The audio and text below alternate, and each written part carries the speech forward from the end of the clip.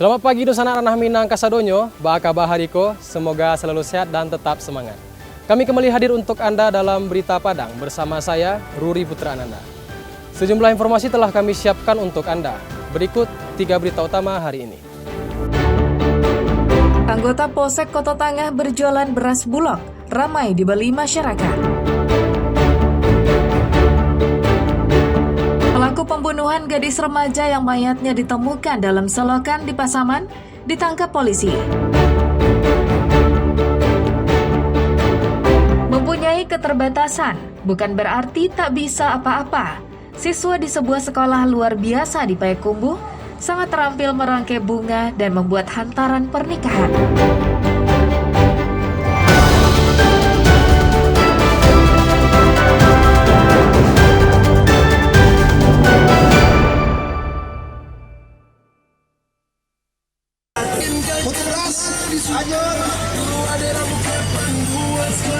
Jika warga melihat polisi berdiri di pinggir jalan, biasanya yang terpikir adalah adanya razia lalu lintas. Namun tidak dengan apa yang dilakukan polisi di Polsek Kota Tangah, pinggiran Kota Padang pada hari Senin. Kali ini mereka berdiri di pinggir jalan Adinegoro untuk berjualan beras bulog. Kapolsek Kota Tangah, Kompol Afrino Caniago, yang memimpin penjualan beras bulog, bersemangat saat menawarkan beras bulog kepada pengendara yang melintas di depan markasnya. Sementara itu, warga yang membeli beras yang ditawarkan oleh polisi merasa terbantu. Pasalnya, selama ini beras SPHP Bulog kualitasnya tidak kalah dengan beras lokal seperti Sokan maupun IR42. Selain itu, beras ini juga sulit didapat di pasaran. Harga yang dijual oleh polisi ini hanya Rp62.000 per 5 kg.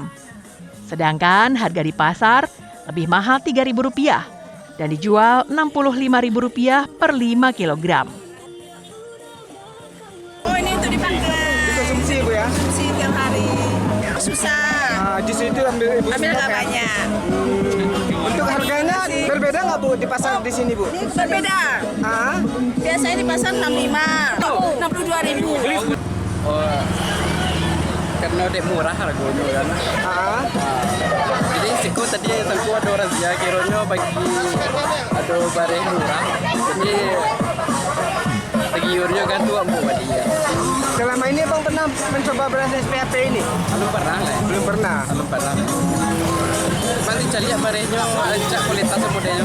Oh, karena bagus kualitasnya ya Bang ya? Bisa muncul barang melimpah. Tak hanya berjualan secara langsung, polisi di Polsek Kota Tangah ini juga siap mengantarkan beras jika ada yang memesannya melalui media sosial. Pengantaran beras ini gratis, tanpa tambahan biaya apapun. Bapak-bapak, ibu-ibu yang memesan beras melalui online, kita antar ke alamat tanpa tambah biaya. Dengan harga Rp62.000 satu karung. Satu karung itu isinya 5 kilo. Ini harga untuk hari ini. Bonus kedua, apabila masyarakat hari ini belanja 10 karung, dapat bonus 1 karung. Belanja 10 karung, dapat bonus 1 karung hari ini saja. Pimpinan wilayah Perusahaan Umum Badan Urusan Logistik Sumbar, Dharma Wijaya, memastikan pendistribusian beras bulog di seluruh pasar-pasar di Sumbar berjalan dengan baik. Bahkan ia menantang, jika tidak ada pasokan beras bulog di pasar, silakan menghubungi dirinya sebagai pimpinan Bulog Sumbar. Kalau susah didapat, hubungin telepon saya. Udah, nggak usah susah-susah, nggak usah ribet-ribet langsung. Kalau memang benar ya, kalau memang benar itu keluhan, saya kira nggak ada lagi keluhan harusnya. Karena semua pasar sudah habis kami sisir. Nah ini, makanya ini isunya dari mana? Nah itu.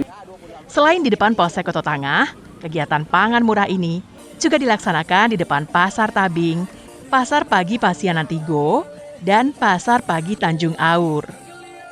Kegiatan gerakan pangan murah ini digelar untuk menjaga stabilitas pasokan pangan dan menjaga harga pangan beras. Robiha melaporkan dari Padang.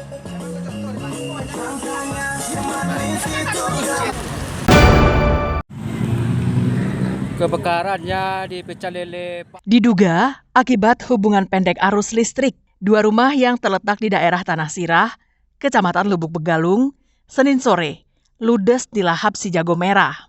Bangunan yang terbakar ini terletak di Jalan Lintas Padang Solo yang ramai dilalui kendaraan. Dinas Pemadam Kebakaran yang mendapatkan laporan mengerahkan 7 mobil pemadam ke lokasi. Pasalnya, lokasi kebakaran berada di daerah yang padat permukiman, serta tak jauh dari SPBU. Selain itu, PT Semen Padang juga mengirimkan sebuah mobil pemadam kebakarannya ke lokasi. Saat api mulai membesar, warga sekitar mengalihkan arus lalu lintas ke jalur lain, sehingga petugas bisa leluasa memadamkan api. Dalam tempo setengah jam, api bisa dipadamkan. Kronologi, saksi melihat api, percikan api dari listrik, kemudian saksi melaporkan kepada Dinas Pemadam Kebakaran Kota Padang. Lokasi kejadian tanah Jalan Raya Indarung, Tanah Sirah. Objek terbakar bangunan yang terbakar 2 unit rumah. Tadi pemadaman kira-kira dari 17.34 sampai dengan 18.10. Tak ada barang-barang yang bisa diselamatkan karena api membesar dengan cepat. Selain itu, bangunan yang terbakar merupakan rumah semi permanen yang menjadi rumah tinggal dan rumah makan. Polisi dari Mapolresta Padang masih menyelidiki untuk mencari tahu penyebab pasti kebakaran itu. Dari Padang, Alfi melaporkan.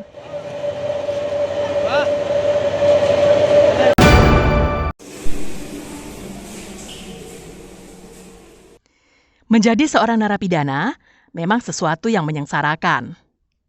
Sudahlah badan terkurung, harus pula menunggu lama agar bisa bebas. Jika tidak bisa memanfaatkan waktu, maka hidup di dalam penjara terasa membosankan. Tapi tidak jika narapidana memiliki kesibukan berdasarkan keahlian yang mereka miliki. Bahkan, keahliannya itu bisa menghasilkan uang. Seperti yang dilakukan 2 warga binaan di Lapas Kelas 2B Muaro Sijunjung ini. Yadi dan Gito setiap hari menyibukkan diri di bengkel seni yang berada di dalam area lapas. Keduanya asyik melukis. Dengan bakat melukis itulah, mereka berdua mengisi hari-harinya di dalam lapas. Bakat mereka ini diketahui Kalapas, yang kemudian menyediakan peralatan untuk melukis seperti kanvas, cat, dan kuas. Yadi sibuk melukis hewan dengan kuas cat. Goresannya sangat detail dan penuh kehati-hatian. Saat melukis, objek lukisan diletakkan di depannya agar mudah dilihat. Sedangkan Gito asik melukis ikan hias. Ada 2 ekor ikan hias yang dilukisnya. Satu berwarna merah, satunya lagi berwarna kuning. Lukisannya sungguh indah. Sementara di dinding bengkel seni terpampang beberapa buah lukisan mereka berdua yang sudah jadi. Keduanya merasa bersyukur bakat mereka dapat tersalurkan kembali berkat bantuan Kalapas Muaro Sijunjung yang menyediakan fasilitas untuk melukis. Bahkan telah belasan hasil lukisannya yang dibeli oleh pejabat setempat saat melakukan kunjungan ke Lapas Muaro Sijunjung. Ada Pak, beberapa. Yang beli Bupati Pak. Bupati. Bapak Bupati Sijunjung. Berapa unit itu Pak? 2. Itu lukisan seperti apa yang dibeli sama pejabat tersebut? Potret sama pemandangan Pak. Iya, di lapas ini baru belajar lukis ya. Iya. Sebelumnya melukis tidak di media kanvas ya Pak. Di mural, ini kisah kertas ya. Yang melukis di kanvas baru di lapas ini baru coba Pak. Kanvas 3 bulan ya Pak. 3 bulan. Bang Yudin tadi. Satu lukisan paling lambat seminggu ya Pak. Seminggu ya Pak. Tergantung besar lukisan kan. Tingkat kesulitannya ya Pak. Menurut Kalapas Muaro Sijunjung Ahmad Junaidi, pihaknya secara rutin intens melakukan pelatihan kepada warga binaan agar bakat-bakat terpendam mereka dapat tersalurkan sehingga bermanfaat bagi para narapidana. Memberikan suatu pelatihan untuk masa depan bagi warga binaan kita di Lapas Muaro Sijunjung. Setelah mereka nanti bebas, dengan mereka sudah mempunyai suatu keahlian atau skill, sehingga mereka bisa menghidupi keluarganya maupun juga dirinya sendiri, minimal dirinya pribadi. Jadi dengan adanya kegiatan di samping bermanfaat juga menghabiskan tidak terasa bagi warga binaan kami ini untuk melaksanakan pidananya di dalam lapas. Harapannya, jika bebas, mereka bisa membuka usaha sendiri untuk menghidupi keluarganya masing-masing. Robiham melaporkan dari Si Junjung.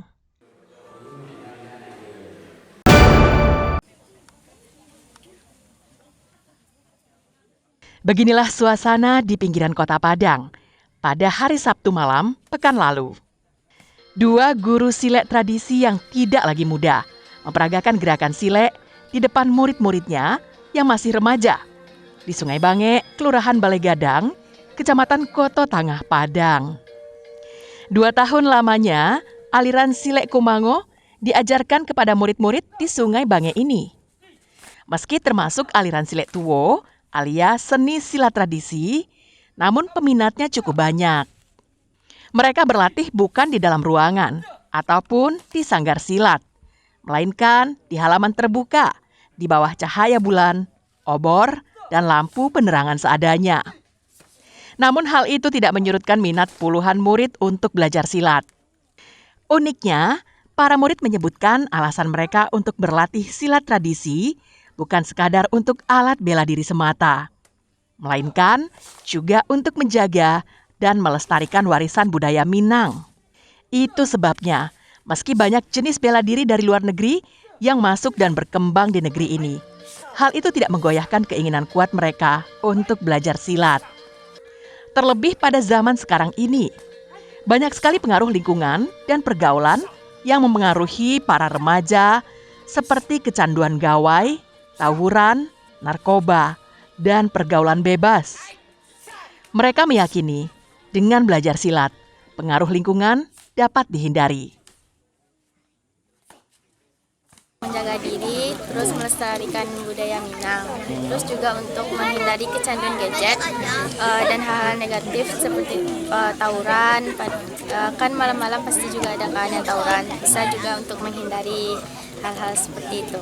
Udah 1 tahun, kan udah banyak kan remaja-remaja lain yang milih untuk karate, terus taekwondo. Udah mulai berkurang untuk yang silat, makanya Jo lebih milih buat silat dan ngembanginnya di sini. Karena untuk ingin melestarikan adat Minangkabau dan untuk mengurangi kecanduan gadget. Untuk melestarikan itu supaya orang-orang yang kecanduan untuk gadget bisa untuk beralih ke silat ini. Menurut Afrizon, pendiri silet tradisi di Sungai Bange, silat bukan hanya sebatas ilmu bela diri saja, melainkan juga sebuah wadah pewarisan nilai-nilai budaya dan kehidupan, sekaligus membentuk karakter generasi muda Minangkabau. Mengembangkan silat Kumango ini. Silat Kumango ini mempunyai langkah 3 untuk bela diri. Cukup banyak di mana Pak? Ya, tidak apa-apa. Cukup banyak Pak? Ya, cukup banyak. Kalau dibandingkan dulunya Pak, jauh berkurang sekarang atau meningkat nih Pak? Meningkat. Pada akhirnya, kewajiban untuk menjaga warisan budaya seperti silet tradisi ini bukan saja menjadi tanggung jawab para pendekar silat, namun juga pemerintah dengan cara membantu peralatan latihan, tempat latihan yang memadai, dan menggelar pertandingan agar semarak olahraga pencak silat ini tetap terjaga. Robiham melaporkan dari Padang.